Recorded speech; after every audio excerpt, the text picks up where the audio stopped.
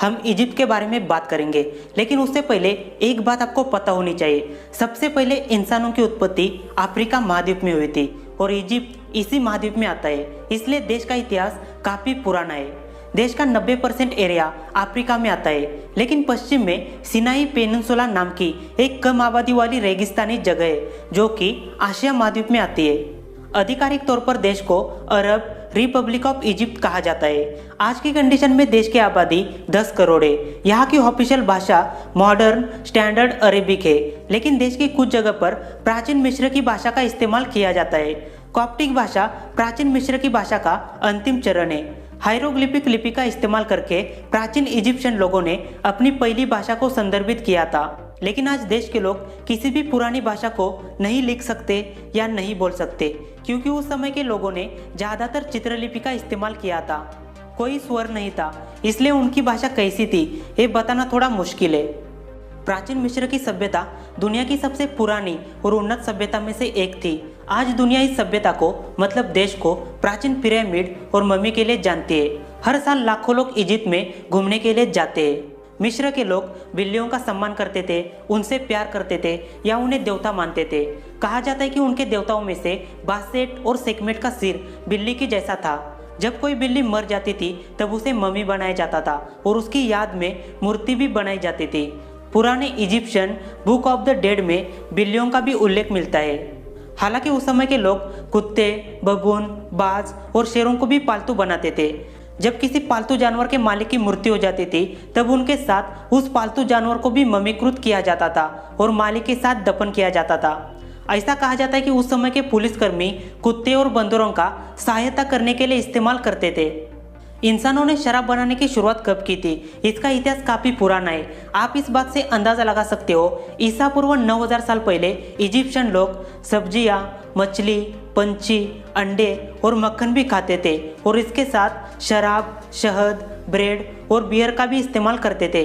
हालांकि उस समय बियर को किसी और नाम से जानते थे।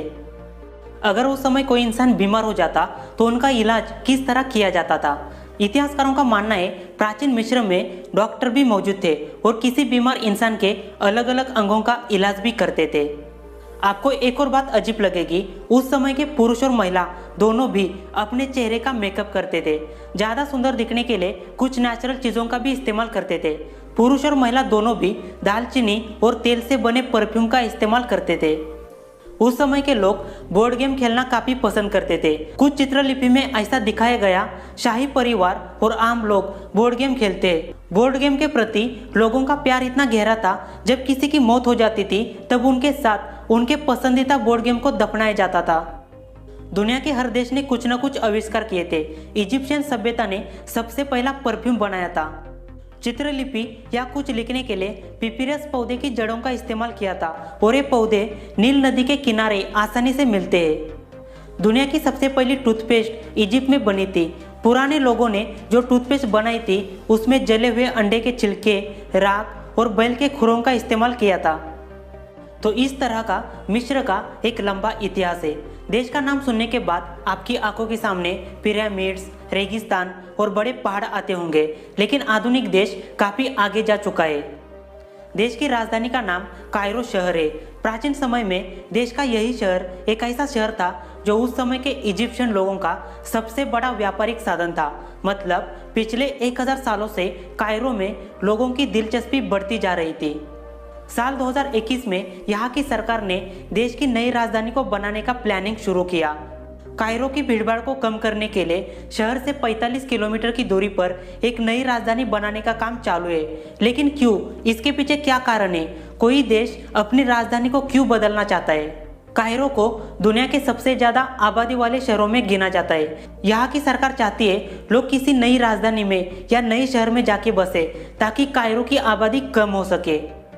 अगर आप सोशल मीडिया पर काफ़ी फेमस हो तो अच्छी बात है, लेकिन इस देश में फेसबुक, ट्विटर या किसी दूसरे सोशल मीडिया अकाउंट के 5000 से भी ज़्यादा फॉलोअर्स होंगे तो उस अकाउंट को कानून के तहत सरकारी निगरानी में रखा जाता है, क्योंकि देश में झूठी खबर फैलाना एक अपराध समझा जाता है। आप जिस घड़ी का इस्तेमाल करते हो उसे किसने बनाया था, कौन से देश ने बनाया था? 16वीं सदी में नीदरलैंड ने पहली घड़ी बनाई थी, लेकिन हम उस घड़ी की बात नहीं करेंगे। सबसे पुरानी घड़ी इजिप्ट में बनाई गई थी, जिसे सनडायल कहा जाता था। देश का ज़्यादातर हिस्सा रेगिस्तान से ढका हुआ है, सहारा रेगिस्तान और लिबियन रेगिस्तान। तो यहाँ पर एक सवाल सामने आता है, क्या इस देश में बारिश होती है? देश का क्लाइमेट ज़्यादातर गर्मी की जैसा है। यहाँ पर हल्की सर्दी का मौसम होता है और कुछ जगह पर बारिश भी होती है, लेकिन रेगिस्तानी इलाका ज़्यादा होने की वजह से अंतर्देशीय रेगिस्तानी इलाकों का तापमान 7 डिग्री से 43 डिग्री तक चला जाता है। दोस्तों, ये छोटा सा वीडियो आपको कैसा लगा कमेंट करके ज़रूर बताना। अगर वीडियो अच्छा लगा तो लाइक कीजिए और शेयर कीजिए। मिलते अगले वीडियो में एक नए टॉपिक के साथ।